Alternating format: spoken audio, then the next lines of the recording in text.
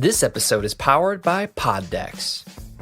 Pod Decks are unique interview questions and episode starting prompts in the palm of your hand.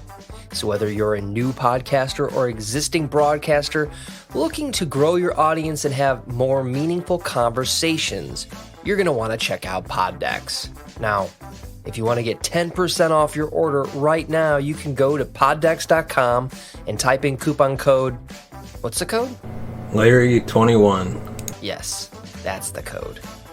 Check out poddecks.com. Take your podcast to the next level.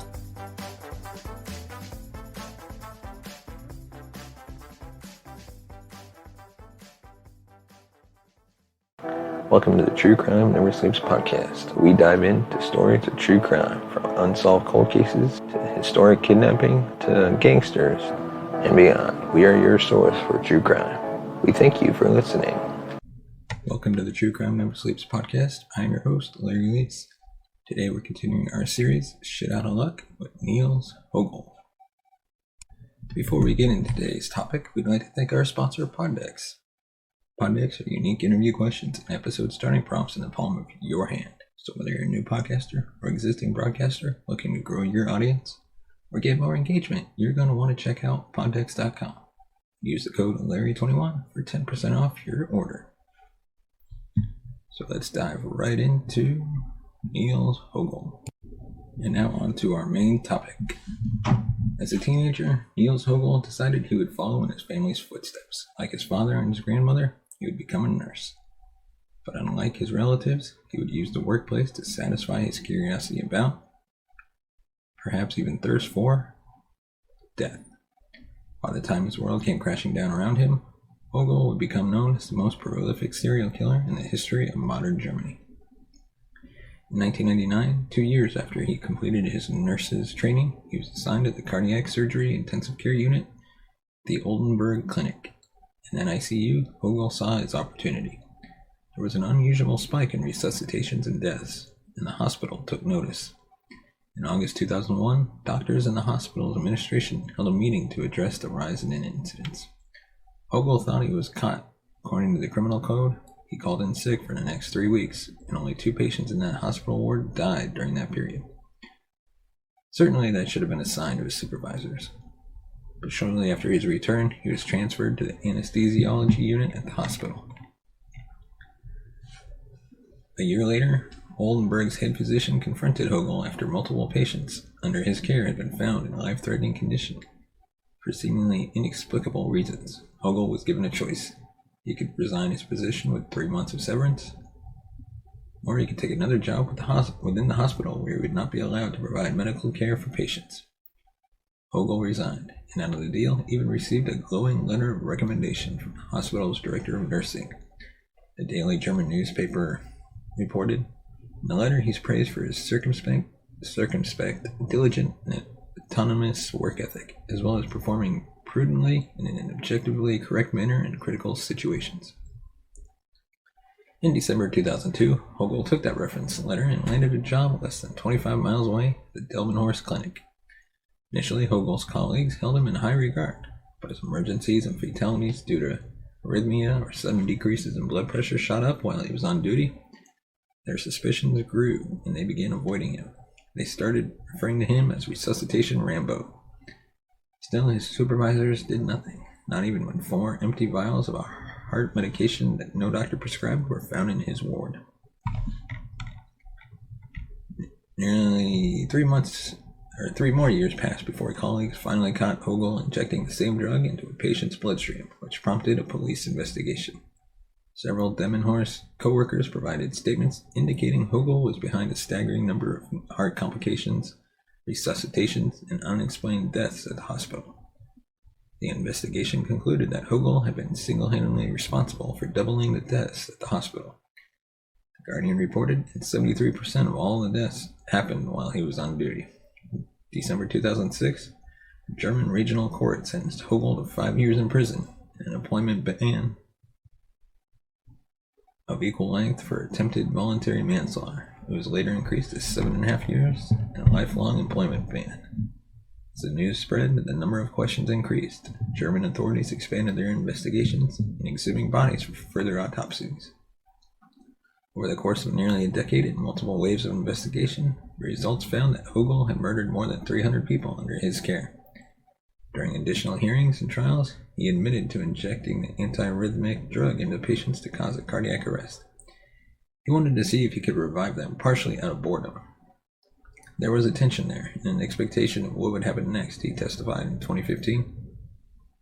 Quote, usually the decision to do it was relatively spontaneous. He also said he was, quote, honestly sorry.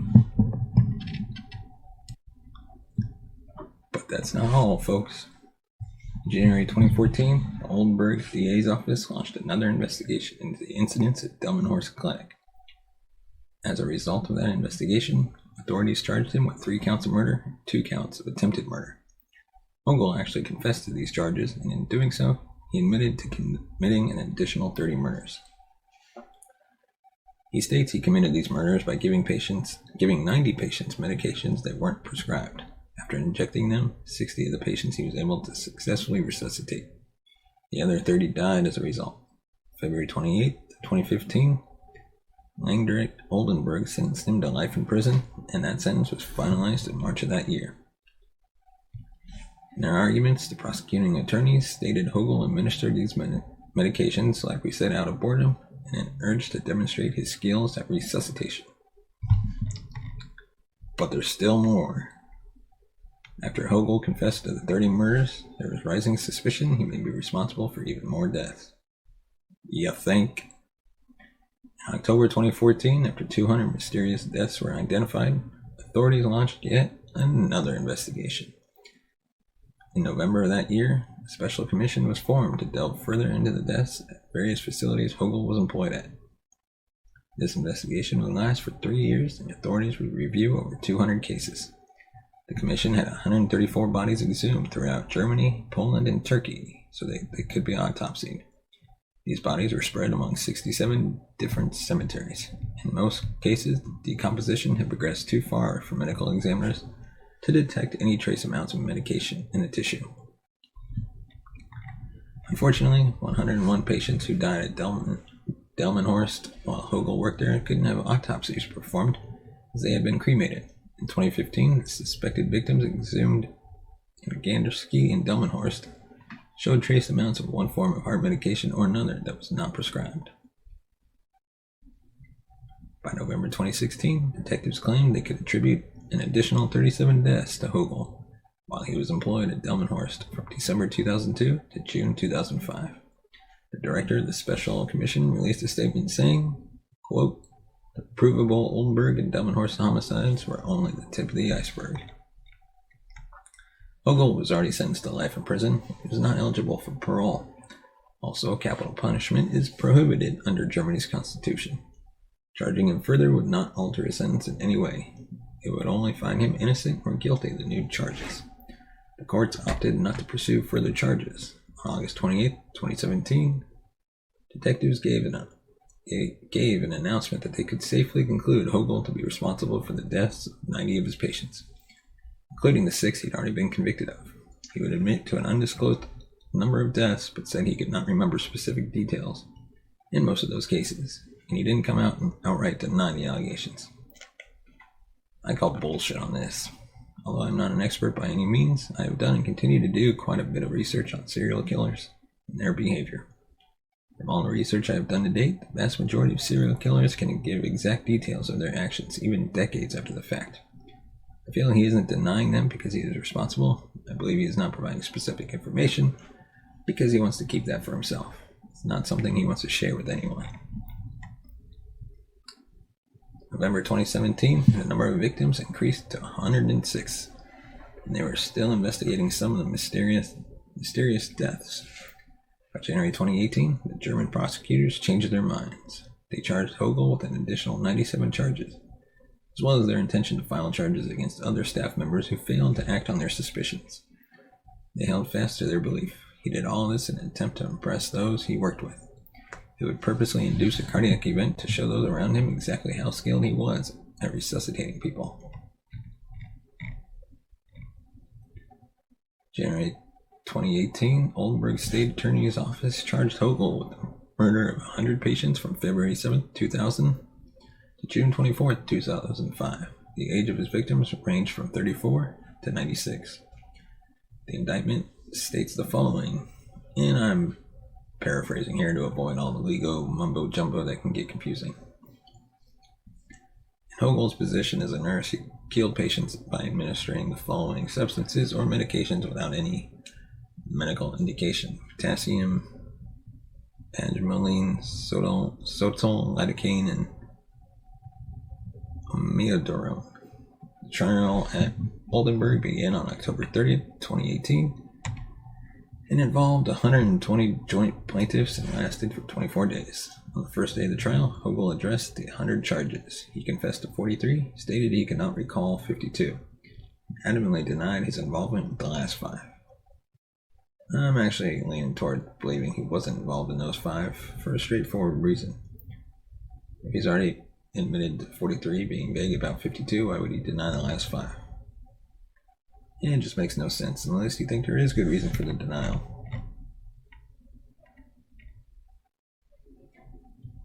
June 6, 2019, Oldenburg courts again sentenced him to life imprisonment. They took his prior convictions into account when they determined Högel's severe gravity of guilt. This German term, used in court, significantly increases the offender's sentence severity. Precludes any chance of early release after serving only 15 years. The court found him guilty on 85 separate murder charges and not guilty on the remaining 15.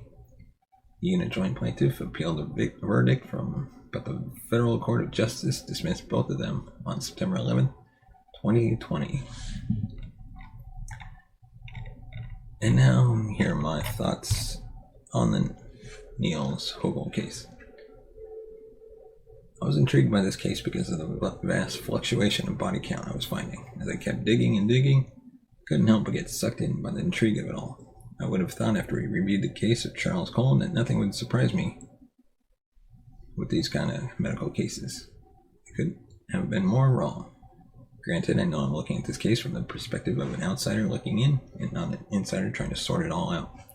Still, there are so many things I'm not understanding. I found that the deeper I dug to find answers, the more rabbit holes I fell into. To process information, I have to look at it from different angles with different variables to play out what could, would, or should happen. I do it with things that are going on in my life, and when I'm trying to understand other things, I found myself doing it a lot with this case. And I'll do my best to articulate what I'm trying to say. First thing I keep reevaluating with different variables is whether or not Högel's case is a matter of nature or nurture. This is one that I'm still very much struck on. I know which way I'm leaning, but I want to get your perspective. So leave a comment in the comment section below. Again, I could find nothing in regards to a poor upbringing or a troubled childhood, which, as I've stated in the past, the information must be shared no matter what sort of childhood a serial killer experienced. Sources are quick to point out troubled youths, but they're negligent in disclosing the seemingly normal ones.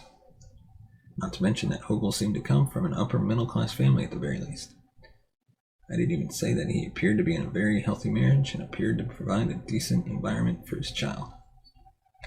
Serial killing aside, of course. The next thing that I've tried to look at with different variables is this. When the first clinic became suspicious of his actions, why in the hell did they even offer him the option of resigning with a good recommendation? Did they think he wouldn't try the same thing at another facility? Why did they continue to make him employable in that environment? You wouldn't give a recovering alcoholic a job as a wine taster and expect them to stay sober, would you?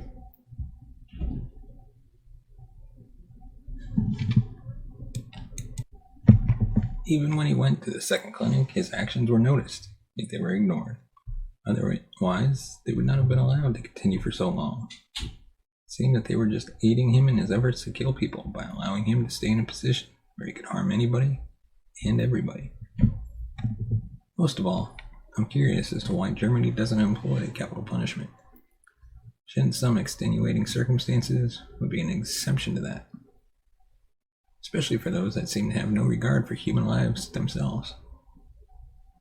What do you think was Högel's motivation behind his actions? Do you feel like either clinic dropped the ball when it came to their suspicions, Or did they handle things the right way?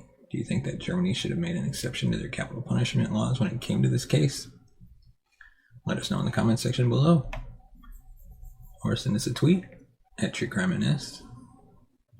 And before we take off, you can support the show by buying us a coffee at buymeacoffee.com/TCNS. Your support helps the channel grow. It allows us to upgrade our equipment, travel to crime scene locations, which we plan to do sometime down the road when we can afford it. Bring in hosts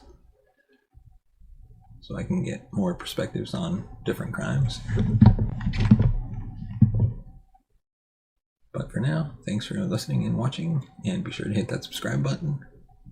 I'll see you next time. You have been listening to the True Crime Never Sleeps podcast. Thank you for listening. You can follow us on Facebook at True Crime Never Sleeps podcast and on Twitter at TrueCrimeNS. And follow us on Instagram at True Crime Never Sleeps. Thanks for watching. If you want to support the show, buy us a coffee at buymeacoffee.com/TCNS or become a patron at patreon.com/TrueCrimeNeverSleeps.